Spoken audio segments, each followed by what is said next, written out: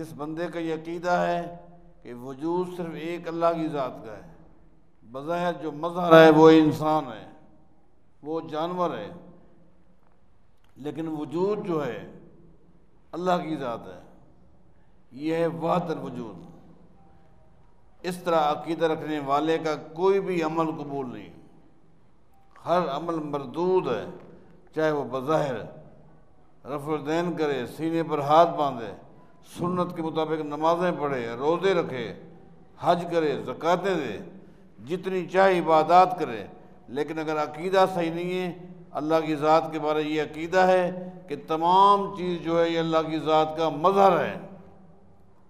کتا بلّہ نعوذ باللہ من ذالک، یہ سب کچھ اللہ کا مظہر ہے، یہ عقیدہ کفر ہے۔ اس طرح کا عقیدہ رکھنے والے کا کوئی عمل اللہ کے ہاں قبول نہیں ہے۔ بعض ہمارے دوست بعض علماء کی تقاریر سے بڑے مانوس ہو جاتے ہیں، بظاہر وہ توحید کی آیتیں پڑھتا ہے،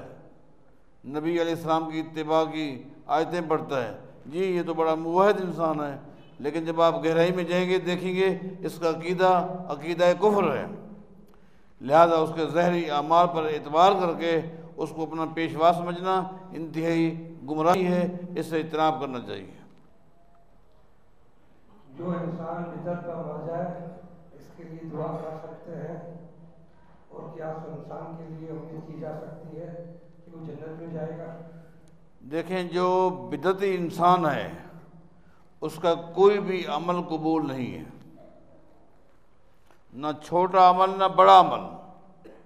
اگر وہ مر گیا صحیح عقیدے پر، اس کا خاتمہ نہیں ہوا، جب صحیح عقیدے پر خاتمہ نہیں ہوا تو قیامت کے دن ایسے آدمی کے لیے کیا ہے، احادیث آپ نے سنی ہیں،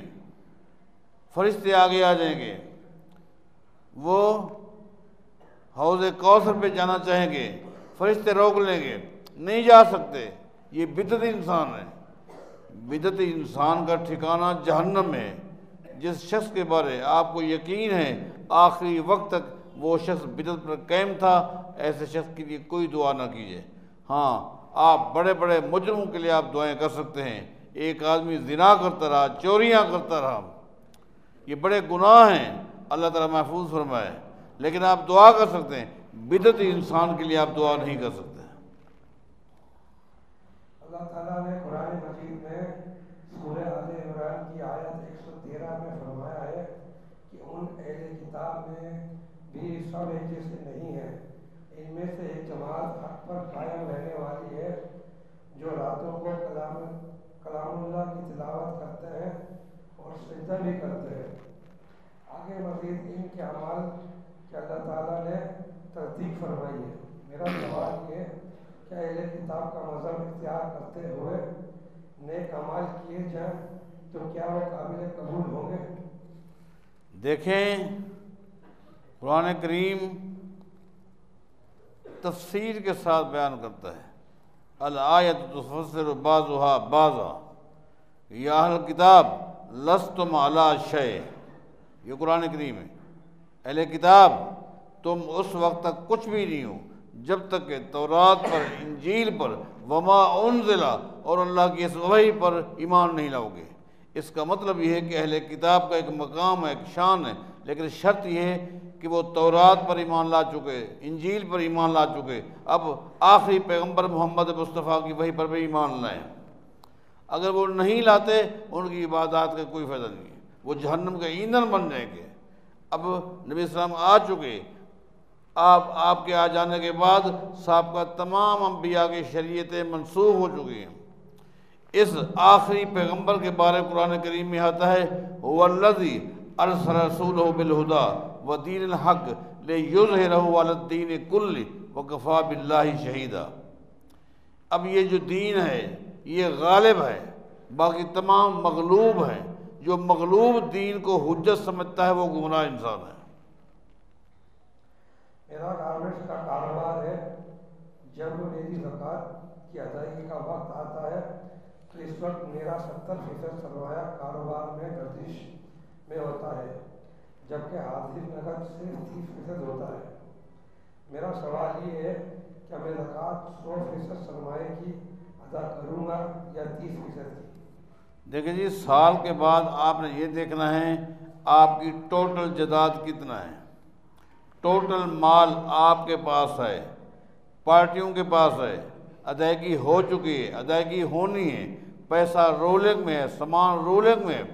لیکن دیکھنا یہ ہے کہ ٹوٹل کیا ہے، اس ٹوٹل پر آپ زکوٰۃ دیں گے، چاہے زکوٰۃ کی ادائیگی کے لیے آپ کے پاس پیسے نہ ہوں، اس حوالے سے آپ قرض لے سکتے ہیں، اس کو قرض تجاری کہتے ہیں، وقتی کاروبار، چونکہ پیسے تو ہیں آپ کے پاس لیکن باؤنڈ ہیں،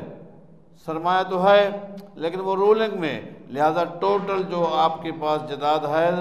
جو سامان ہے، اس ٹوٹل کی آپ کو زکوٰۃ دینی ہوگی۔ میں نے ایک حدیث میں سنا ہے کہ منہ کی کمائی کھانے والے پر سخت وعید ہے، برائے کرم یہ بتائیں ایسی کوئی حدیث ہے، اور اگر حدیث ہے تو منہ کی کمائی کھانے والے سے مراد کیا ہے؟ میں آپ کو کیا بتاؤں، میں خود بھی نہیں سمجھا کہ منہ کی کمائی کھانے والا کس کو کہتے ہیں، میں خود نہیں سمجھا۔ اگر اس سے مراد یہ ہے کہ جو جھوٹ بولتا ہے، فراڈ کرتا ہے اور لوگوں کو خام خواہ جھوٹے انداز میں مانوس کر کے اپنے کاروبار کا ذریعہ بناتا ہے، جھوٹا انسان ہے، گفتگو کرتا ہے، جھوٹ بولتا ہے، اگر اس سے مراد یہ ہے تو ٹھیک ہے، لیکن کوئی حدیث میرے علم میں نہیں ہے جس میں ہو، یہ تو میرے علم میں ہے نبی علیہ السلام کا فرمان ہے، سب سے بہترین کمائی وہ ہے جو آدمی اپنے ہاتھ سے کھاتا ہے، اور داؤد علیہ السلام اپنے ہاتھ کی کمائی ہی کھایا کرتے تھے، یہ تو ہے۔ منہ کی کمائی کے بارے میرے علم میں نہیں ہے، جو کچھ میں سمجھا ہوں وہ یہی ہے، اگر وہ جھوٹ بولتا ہے، زبان سے بڑا تیز ترار ہے اور بڑی تیز تراری کے ساتھ لوگوں کو پھنسا لیتا ہے اور کھاتا رہتا ہے، پیتا رہتا ہے ناجائز، تو یہ الگ چیز ہے، لیکن حدیث کے الفاظ میرے علم میں نہیں ہے۔ میرا ایک قریبی رشتہ دار جو کہ غیر حدیث ہے، مگر میں نے کبھی اس کی زبان سے غیر اللہ کو پکارتے ہوئے نہیں سنا، بلکہ جب میں اس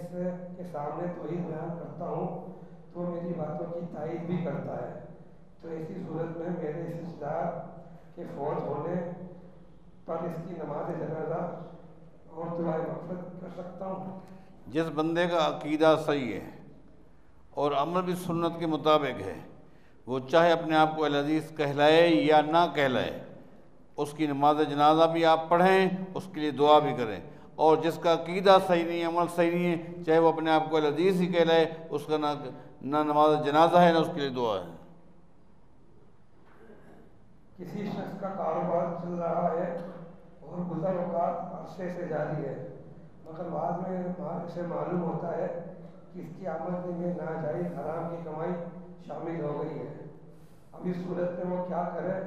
پہلے سے موجود دولت جائیداد اس کے پاس موجود ہے اور کاروبار چل رہا ہے، کس طرح وہ اپنی دولت پاک کرے؟ اس بندے کو چاہیے کہ دیکھے جو حرام کمائی شامل ہو گئی ہے اس کا تعلق حقوق و لباس سے ہے، اگر حقوق و لباس سے ہے تو ان کے ساتھ وہ ادائیگی کرے تاکہ ان کے ساتھ زیادتی نہ ہو، اگر حقوق و لباس کے ساتھ نہیں ہے، مثلا وہ سود کا کاروبار کرتا تھا، تو لہٰذا اس کو چاہیے کہ وہ توبہ طیب ہو جائے، توبہ سے اس کی جو حلال کمائی تھی وہ بھی حلال ہو جاتی ہے، لیکن شرط یہ کہ توبۃ نصوحہ ہو، دوبارہ حرام کے قریب نہ جائے۔ نماز میں فرض یا اس کے علاوہ اعوذ باللہ اور بسم اللہ کون کون سی جگہ پڑھنا چاہیے؟ دیکھیں جی، حدیث میں آتا ہے کہ جب قرآن کریم پڑھو تو بسم اللہ پڑھو، اور قرآن کریم میں آتا ہے کہ جب تم قرآن کریم پڑھو تو اعوذ باللہ پڑھو، اس کا مطلب یہ ہے کہ قرآن کریم جس وقت بھی آپ پڑھیں اعوذ باللہ بھی پڑھیں، بسم اللہ بھی پڑھیں، چاہے وہ نماز میں ہو یا نماز کے علاوہ ہو۔ کیا بسم اللہ کے بغیر درود ابراہیم پڑھ سکتے ہیں اور اس میں اس کا ثواب تو ضائع نہیں ہوتا؟ درود ابراہیمی پڑھنے کے لیے پہلے بسم اللہ کا پڑھنا میرے علم میں نہیں ہے، میں نے کہیں بھی نہیں پڑھا کہ